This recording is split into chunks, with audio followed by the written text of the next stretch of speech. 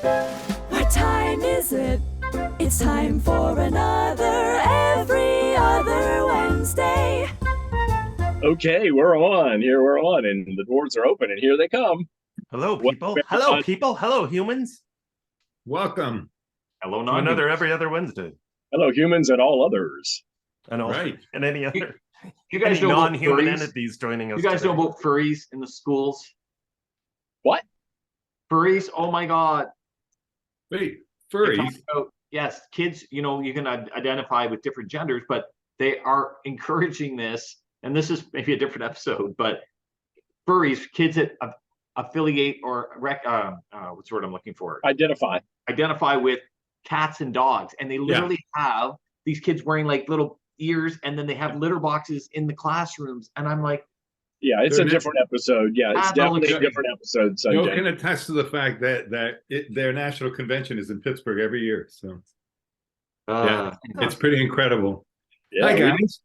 We have a lot of Pittsburgh representation today, don't we? Yes, we do. And welcome to everybody as people are coming in.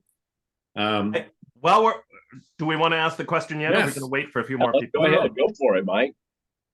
What did we decide the question was? Joe's asking it. Joe, ask the question. So ask the question. Our illustrious guest, Joe, will ask the chat box a question. At this time, at this moment. Yeah. At this moment, Joe. At this moment. All right. So the fundamental question that we want to hear from you on is, why are people switching jobs? If you think about the people that you know around you in your world, maybe it's family, maybe it's friends. If you know someone who has changed jobs in the past year or two, why did they change? What are the reasons? What are people looking for? Why are people changing jobs? And Sanjay, what's the instruction that you want to give? First of all, I have to write smartassery in the chat box. Okay, now that I've done that, and when you are typing in the chat box, please make sure it sends to everyone. Depending on their settings in your computer, it may default to only the panelists, but we want to hear from everyone. Yes, and I'm going to start with saying that our guest has that deer in the headlights look, so he'll get used to us eventually. Anyway, welcome everybody. Welcome to Every Other Wednesday. The date, Michael, is? The date is November 1st, 2023. I hope everybody had a great and safe Halloween last night. Love to know what you dressed up as. And let's go around and introduce ourselves. I'm Jeff Toe. I am a professional speaker and author, all in the area of customer experience, coming to you from what is beautiful today, Pittsburgh, Pennsylvania. And happy to say that I am right down the street from our guest today. Richard, introduce yourself. Hi, I'm Richard Haddon. I'm a speaker and author. I wrote Contented Cows Give Better Milk and everything that came behind it. And I live in Jacksonville, Florida. And I think I can probably even beat you on the weather in Jacksonville today, Jeff. Yeah. It's pretty spectacular. It won't be that way forever, but yeah, it's good. So anyway, glad to be here. I think you beat us on the football field as well. But anyway, that's another story. Hey, and I have a lot to do with that. You understand? Yeah, I'm sure you do. Sanjay Nath. My name is Sanjay Nath. I am based in Toronto, Ontario, Canada, and I am a speaker and author focusing on performance and leadership, best known for the trademark, the 10-80-10 principle. Mr. Kerr.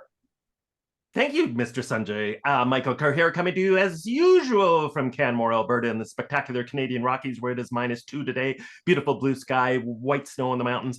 I speak and write about inspiring workplace cultures. And speaking of inspiring, how was that for a segue?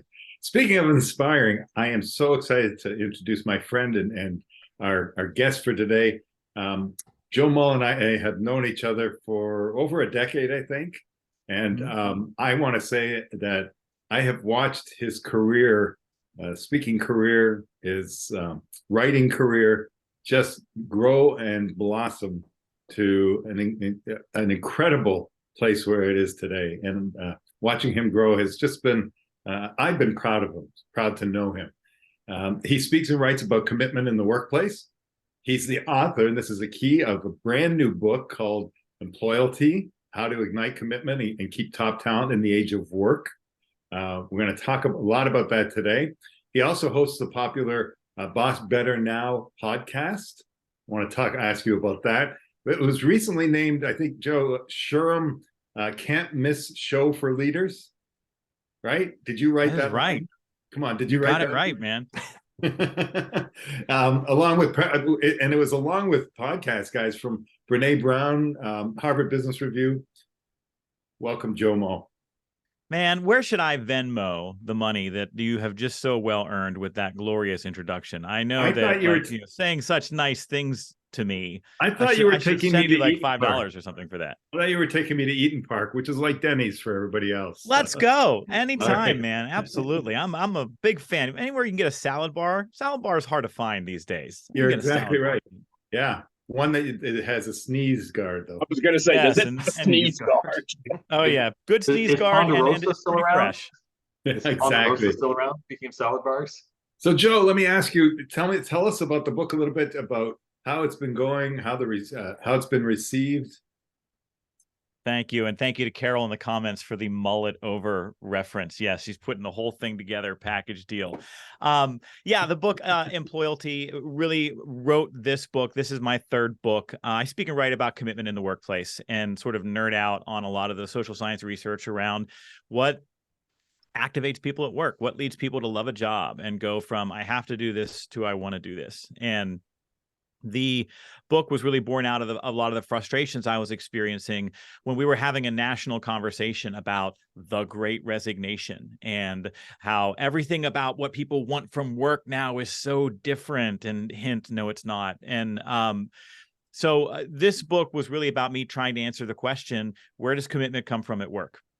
What are the handful of things that we've got to get right that lead people to join, stay, care, and try? And so I ended up working for quite a while to synthesize a lot of what we already know about employee engagement and what activates people at work with what's happening in this moment in the labor market, right? In a post-COVID world. And so we've learned some interesting things about what's going on out there. And, you know, these are the kinds of things that you all are talking about here every other Wednesday in terms of workplace culture and what matters to people on the job. Isn't there a funny story that came out of the book itself? Can you tell us about that, or am I putting on okay. How you came up with the book idea? Yeah. And really the book was born out of a podcast interview that I did very much like this about 2 years ago. That just it went bad. It ended very badly. We had spent 30 minutes too. This might as well. Yeah, that's right. Hey, listen, I am a second-time guest on every other Wednesday. And all right. Not many of those. We figured, Joe, that you would have learned from your mistakes, but you know. Well, I was told that if I get to 3, I get a set of steak knives. So I'm going to come back one more time, and maybe we'll get the free gift. No, I was doing a podcast interview with a gentleman, and for 30 minutes we had this really rich discussion about where commitment comes from at work, and talked about all the things that leaders have to get right and pay attention to if you want people to give it all they've got on the job. And at the end of the conversation, he said this. He said, all right, Joe, let's put a nice bow on this for everyone. Let's get you out of here on this. Give it to us in one sentence. Where does commitment come from at work? And I went, well, you know, I don't think I can give it to you in just one sentence. I mean, as we just talked about, there's a whole lot of things that you got to get right if you want people to be committed at work. And I should have stopped there, but I didn't. I then proceeded to recap our entire 30-minute conversation in the world's longest run-on sentence. I don't know if you've ever had the experience where you start talking and you can hear yourself talking, but you can't stop talking. That is exactly what happened at this moment. We have that, Joe, only it's when Sanjay is speaking, usually. Oh. We have it every other Wednesday. I was going to say, yeah. Exactly. Well, and so when the podcast ended, I thought, oh, what a faceplant, man. You should be able to answer that question in one sentence. And I kept thinking about that and how for leaders in any level, in any organization who feel like they have to memorize a doctoral dissertation's amount of research of all the things they've got to get right to be decent leaders, it's no wonder we struggle to create workplaces that people want to be a part of, or to teach leaders how to do that work well. We can't give it to them in a really simple, concise framework. So this book really was me going out into the world and saying, what is the one sentence answer to where does commitment come from in the workplace? So what is the one sentence answer? See, that was a softball, Richard. I pitched it up like this, underhanded even. And you swung right at it. Thank you, brother. If I could get into a time machine and go back to that podcast interview when he said, give it to us in one sentence, I would say commitment and retention appear when employees are in their ideal job doing meaningful work for a great boss. And so the book, this is the framework of the book. It's a Venn diagram. It's 3 buckets. Ideal job is about what I get in exchange for what I do. It's about compensation, workload, and flexibility. Meaningful work is about what I spend my time doing and who I'm doing it with. It's about purpose, strengths, and belonging. Great boss is about the person most responsible for overseeing my work. And that person needs to give me trust, coaching, and advocacy. When you get all of those experiences together, you check the box on everything that our sort of internal psychological scorecard requires in order for us to love what we do and where we do it. Love that. Let's go back to I'm sorry, Michael, but let's just quickly go back to the chat, because we asked a question at the beginning and we didn't pay attention. So I was watching it, if it makes you feel better. Good. I love what oh, never mind. It's just banter with Michael. Rob Morris said personal growth opportunities, change of scenery. Mm-hmm. And the scenery around Rob is pretty good, I gotta say. That's right. He's in Alaska. And Frederick, there has never been a more fertile environment for job changing in most of our working lives. Unemployment is low and the workforce is unable to fill all the open positions. Of course. And Lynn talked about flexibility, which I think is a big one these days. Yeah. So I'm curious. I'll start. Poor leadership from Joy. Okay. Latecomer. But, you know, I also answered the question. The first thing that I said, and this is based on someone I know who left a job recently because it simply was not a good fit where she was. She loved her boss. She loved the people she worked with. Her boss was a good leader. But after being there for about a year or so, she just determined it was not a good fit, and she made the decision to leave. But let me ask you a follow-up question about that, because that's still vague to me. Because sometimes my job isn't a good fit because the commute is long or horrendous, or sometimes the job isn't a good fit because the tasks and duties fall short of capitalizing on my talent. That was it. So what do we mean by that? That was it for her. Yeah, that was it for her. It wasn't fulfilling work. Was not fulfilling to her. Yeah. And it could have been work that was fulfilling to somebody else, but not to her. Right. Well, that's one of your buckets, right? I mean, purposeful work is one absolutely. Of them. So, and I think when you ask folks why are so many people switching, you get a variety of answers. As we just saw in the chat, you get a lot of different kinds of ideas that come up. And the truth is, though, it's all driven by a bigger idea, which is that most of the job changing taking place right now is about people looking for an upgrade to their quality of life. And for some people, that's a better commute or better pay or more fulfilling work or a better boss or a less toxic workplace or better career trajectory. But when you look at all of the reasons why people decide to leave an organization and potentially join another, they're looking for some kind of upgrade to their quality of life. And at this moment, as Frederick so astutely pointed out, there has never been more opportunity to upgrade.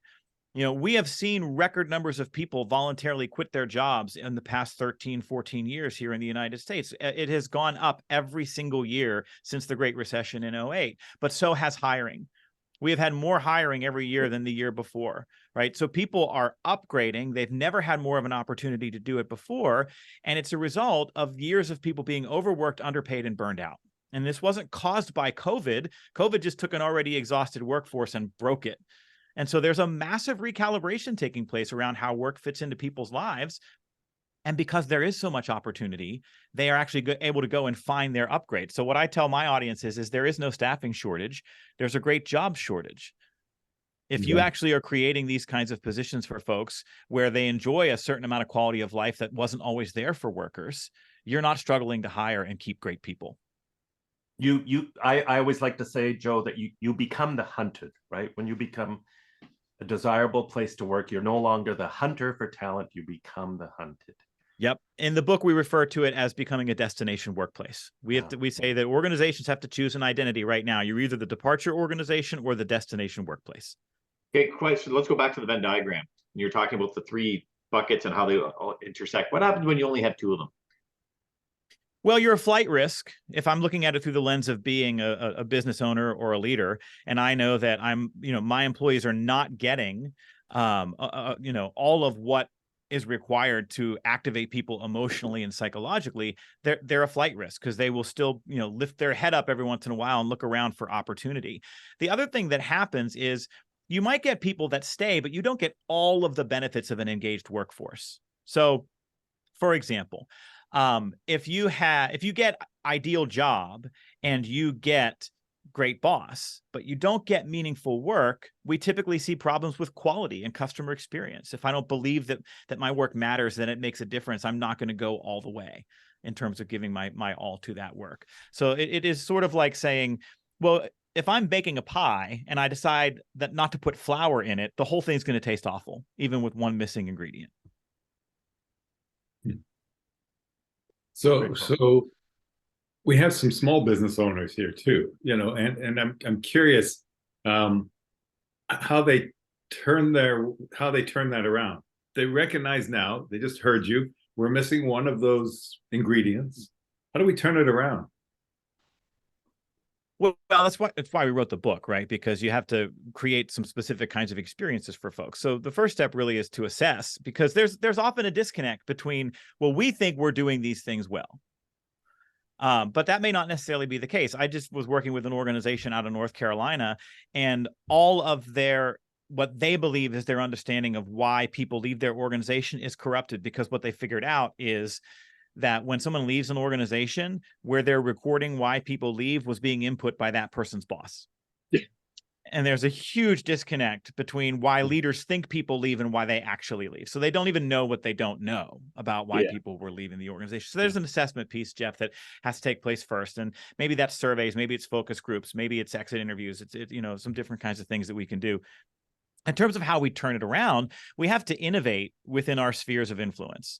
So if I am a frontline leader, I may not be able to innovate around pay scales or benefits packages, but I can certainly innovate in some of those meaningful work and great boss categories, where the quality of the interactions that I have with the people who are on my team have a lot to do with whether or not people experience purpose or belonging or coaching from their boss.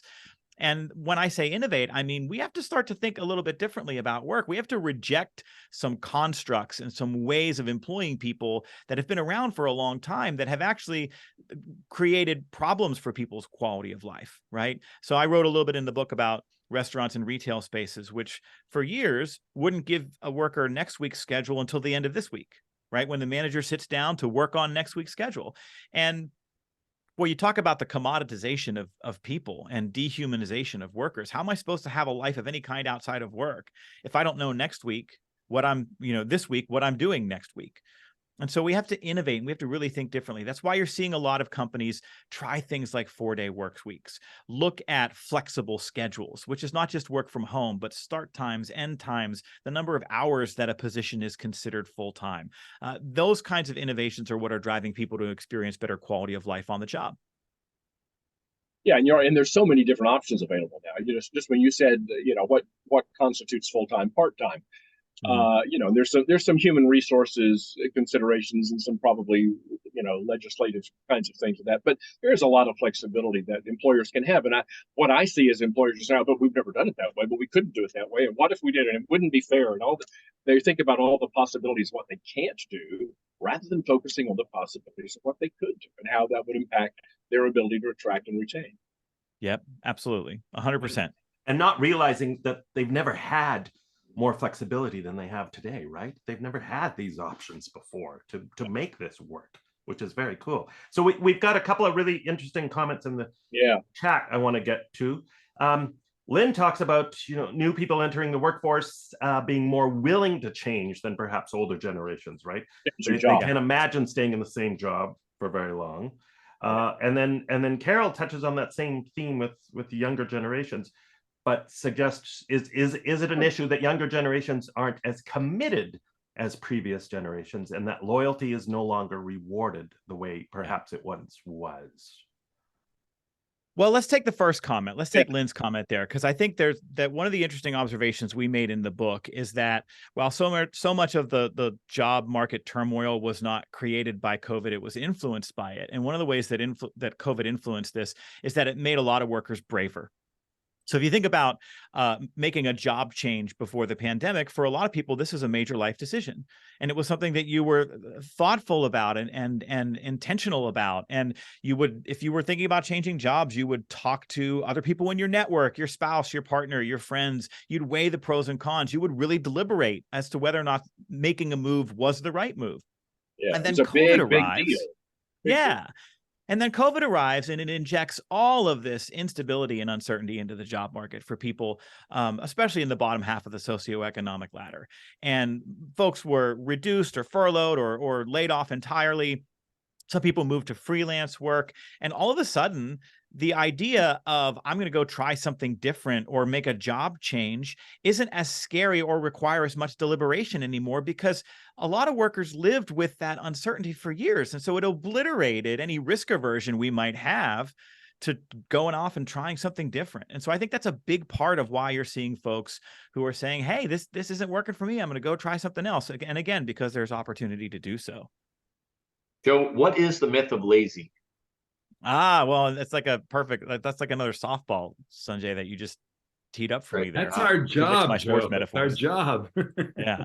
Well, and it goes to Carol's comment here about the younger generations aren't as committed as previous generations, which is just not supported in any way by what we know about how people show up at work. So of all the background research we did for this book, I'm going to tell you my favorite nugget of research that we discovered. There is a professor out of Canada who his name is Dr. Ferry, and he studies generational theory and workplace engagement. And he found instances of the phrase, no one wants to work, this exact idea that the problem is a character defect or a work ethic defect among younger people. He found that exact phrase showing up in North American newspapers every year, going back 120 years. So this belief, this sort of generational trope that people who are younger don't care as much or aren't committed is just not supported, right? The complaints that we have about younger people coming in behind us are all the same complaints that people had about us when we got here. Yeah. And the data doesn't support this either. Like here in the US, unemployment's below 4%. And we know that if you took every unemployed person in the country right now and put them in a job today, you'd still have 4 million unfilled jobs tomorrow. There's Here. no I'm so glad to hear you say that, because I mean, those are numbers that make a difference. And I have the same conversations with clients, and they just say, well, everybody's sitting at home collecting unemployment. And if you look at the people who are actually collecting unemployment, that's an even smaller segment of the people who could be filling these unfilled jobs. Right. If you want to hire somebody, you're going to have to hire them away from somebody else in most cases. And this notion that there's deal, and in your vernacular, is going to have to somehow fill those three parts of the Venn diagram better than what they're currently. That's right. And this notion that there's a whole sort of invisible mass of people sitting on the sidelines. It's not supported by the data. When we have folks who say no one wants to work anymore, it's interesting to see younger folks, especially, and you see this online and social media and communities, come back and say, no, it's not that no one wants to work, it's that no one wants to work for you. Yeah. That's not the same thing, right? And we really want this to be the story. When we have a hard time finding people for our jobs, we want to blame people. Instead of looking at the jobs and understanding where they are now falling short for people to really just have basic human needs met in some way in terms of time and income, et cetera. Yeah. In terms of loyalty, Joe, I'm sorry, Mike, go ahead. Oh, thanks. Yeah, I was just going to say, Joe, to follow up on that, do you think it is fair to say that priorities have changed with younger generations? That they're focused on different things that they want out of the workplace. So they still want to work, they want to work hard, but maybe they're looking at different priorities than older generations might have. I think their tolerance for not getting what they're looking for has changed. So people have always wanted to believe that their work matters. I think as we see moving from boomers to Gen Xers to Gen Z, or to millennials to then Gen Z, we've seen an ever evolving tolerance for what we're willing to deal with versus not. And if you think about the conversations that that we have with the younger people in our lives, right? If for the folks who are watching this, if you have kids or grandkids or nieces or nephews and you think, and who are entering the workforce, and you think about the conversations you've had with them in recent years, what have we been saying? We've said, hey, listen, you better find something that you like doing because you're going to spend most of your waking hours doing it. And hey, when you go through the front door, you better ask for a little bit more because if you don't get it coming in, you're not going to get it after you get there. And oh, by the way, bad bosses are a dime a dozen. So if you get a good one, pay attention because they're hard to find. Guess what? They listened. And so their tolerance for this has changed. I think the other side of that, Mike, is that our priorities change over the course of our lives. So when you think about that Venn diagram that I mentioned, what might be most important to me on my personal scorecard is probably going to look different than what's important to you. But what's important to me now at 46 is different than what it was when I was 26 too. Right. Yeah. So it's different from person to person, and it changes within each person over the course of their lives. Are you saying it would be different because Mike's much older? Is that what you're saying? Is that what you're It's because he's Canadian. Oh, I see. That's what it is. He's wearing Two things. a blue shirt.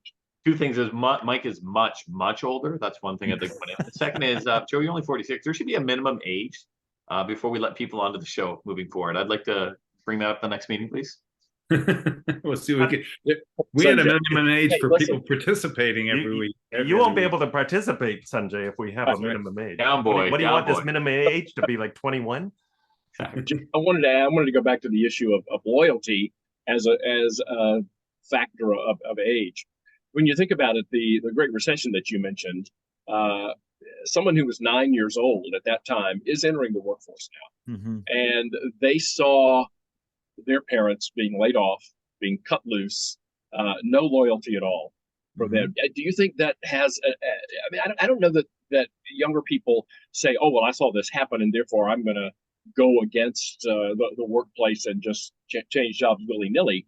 But I do think that there's some element of the loyalty in the workplace doesn't necessarily flow in that direction. So why should it flow from me to them? Do you think? Talk about that. What do you think is the connection there?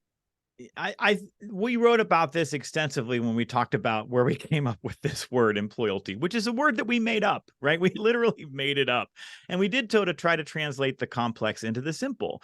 And when you see the word employalty, you think we're probably writing a book about employee loyalty, but the word is actually a portmanteau of the words employer loyalty and humanity. And to your point, Richard, we know that for the past 40 plus years here in the United States, how we define work and what people get from it has changed dramatically. We've seen workloads explode, because of right sizing and efficiency, and the amount of work that people had 20 years ago is now drastically different than what they have now. The work of 3 people became the work of 2 people, became the work of 1 person. At the same time, between 1979 and 2020, the average salary for the median U.S. worker here in our country grew 10%, where cost of living grew 400%. Yeah. So wages completely stagnated for 4 decades. And so what we're experiencing right now is a kind of work-life reckoning where people are saying, I am not willing to be tired all the time, overworked, burned out, and not able to pay my bills or save a little or take my family on a vacation. Yeah. There's a full-on rejection of that. If I am going to devote myself to work, to the mission of a company, to the brand of a company, they need to first commit to me. And that's the two-way commitment street that we talk about in this book, that it starts out as a transactional relationship, but it becomes a transformational one when that mutual commitment is in place, that I'm going to ensure that this job provides quality of life for you. And when that happens, what I get in exchange is your commitment, your emotional and psychological investment into what we're doing here. So you're talking to me, I'm hearing money. And in the book, you talk about one number that employers, wait, ready, Joe? One number that employers should pay attention to. But seriously, I remember enjoying that part. What's that number and how do you explain it? Well, there's a lot of conversation about wages, right? I just mentioned this idea of a wages reckoning. Yeah. And the truth is that a lot of leaders and business owners still think that asking for wage increases is being driven by greed or selfishness or entitlement. And in a lot of cases, it's not. So the number that you're referring to, Jeff, that we write about in the book is what is called a living wage. And for folks who are unfamiliar with the term, a living wage is not minimum wage and it's not market wage. It's a living wage is an economic calculation of what someone needs to earn to avoid a substandard of living. And what we know is that in most counties in the United States, a living wage now is up over $17 an hour. But here's the rub. That is for a household of one. If you add a child, in most counties in the United States, a living wage is above $30 an hour, which means that if you employ a single parent with one child and they are not earning $30 an hour, they will struggle to access adequate food, clothing, shelter, transportation, medicine, healthcare, childcare, all of it. And so when people come to us and say, I can't work here for $20 an hour, and we think, are you crazy? When I started out, it is absolutely being driven by survival for some folks. And so there's a living wage calculator online. If you go to livingwage.mit.edu, the very smart folks at MIT have built an online tool. You can see the living wage in every county in the U.S. And you can start to look at that data. If you bring up the term living wage, last week my wife and I were in Glasgow, Scotland, visiting our daughter who lives there, and we got around on the trains, and the train system there is called ScotRail. And on every train door is a decal that says ScotRail is a living wage employer. Yep. Interesting too, because I was just chatting with a manager of mine, and he was pointing out, he was looking at a job ad, and I don't remember exactly what all the details, but they were looking for someone with either a computer degree or an engineering degree, 5 years of work experience, blah, blah, blah, list. And they were working, the wage is $20 an hour. Yeah. And, he was blown, his mind was blown by that. He goes, so you have to go do a degree, you spend your 4 years, you build up a debt, then you need 5 years of work experience, and then you start at $20 an hour. Who in their right mind will do that? And we started talking about there's often a disconnect between HR posting going, this is the ideal candidate, but how realistic is it? Because there's the pool of actual eligible employees is probably this big, and of those people, the number that actually want to apply is this. So they're kind of pointing out, here's the ideal thing, and almost hoping. And again, there's a bit of a disconnect in the communication. Yeah, I so often tell people you may be looking for someone who doesn't exist. Right. And the frustration of job seekers out there who constantly go online and either don't encounter salary information or transparency, or the organization takes the position range and lists it as a hiring range, right? The position range is $20 to $60 an hour.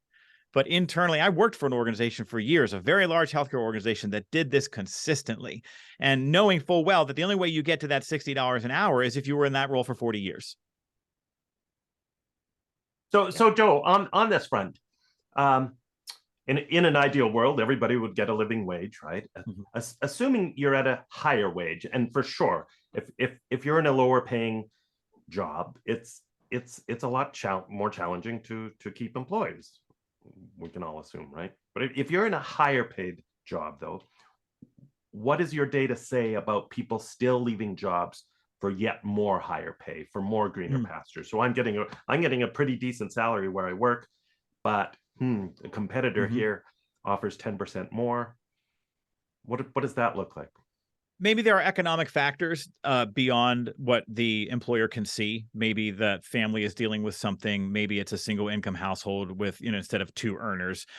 Maybe there, if I found out that I've got 3 kids under the age of 13, I could conceivably find out in one day that all 3 need braces. Right. And so I may end up having to go, maybe I should go down the street for $1 or $2 an hour more.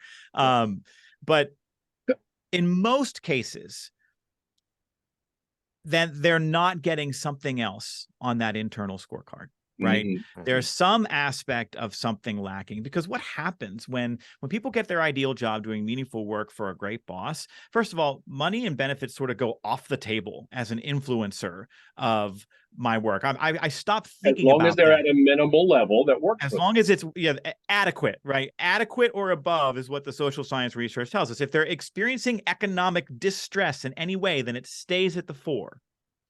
But once it's adequate or above, and there is also something to be said for what we write about in the book called generous pay. This idea that if I am getting more pay at an organization that I could get for doing the same work nearly anywhere else, I am less likely to leave, and I want to match that employer's commitment to me with my effort and my investment. So there's that piece here as well.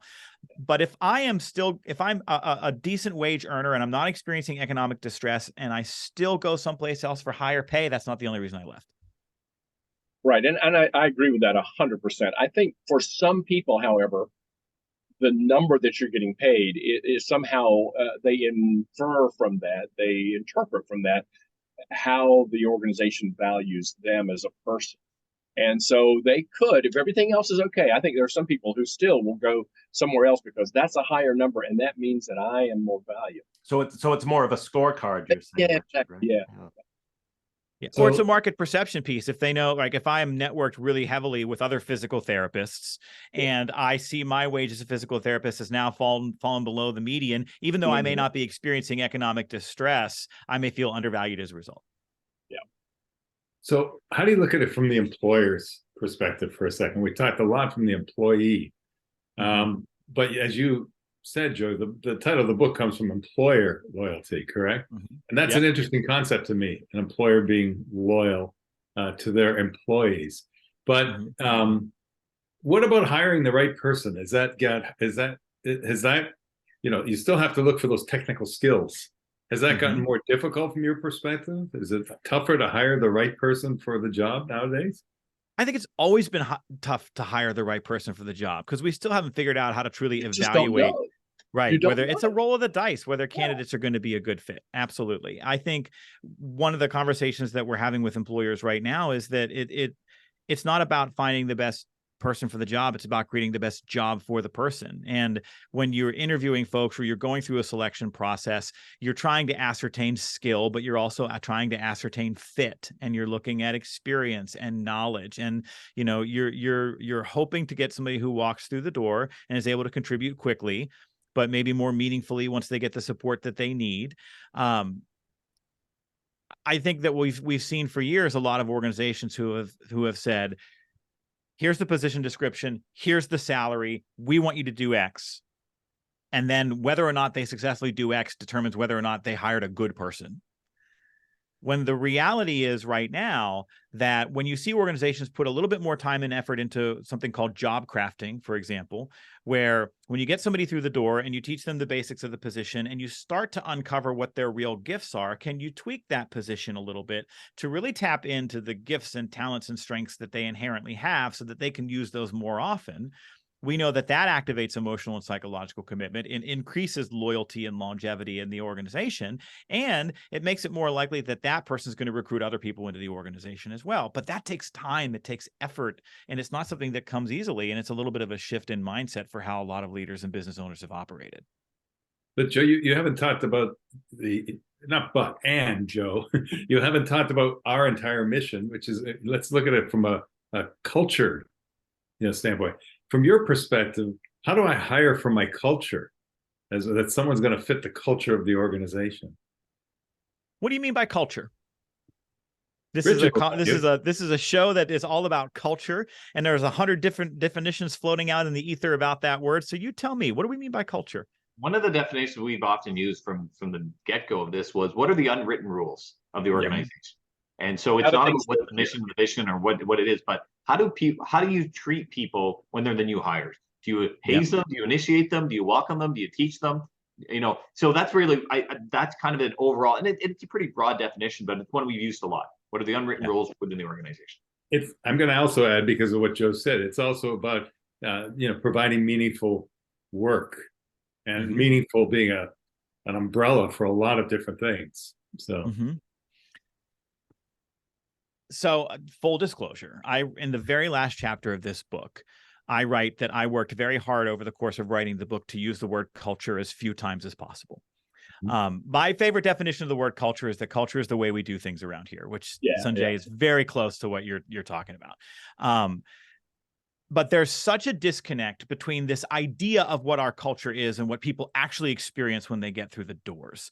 And so you can say we have a culture of respect, right? That word gets thrown around so much. It's all one of our core values. It's on the mug. It's on the wall. It's one of our core values. But we don't post any salary information to any position out there for people that are applying for. Is that really a culture of respect? You could say we have a culture of service for our customers. But we are not paying living wages, and we can't support the number of positions in the call center, so everybody sits on hold for 35 minutes when they try to get through.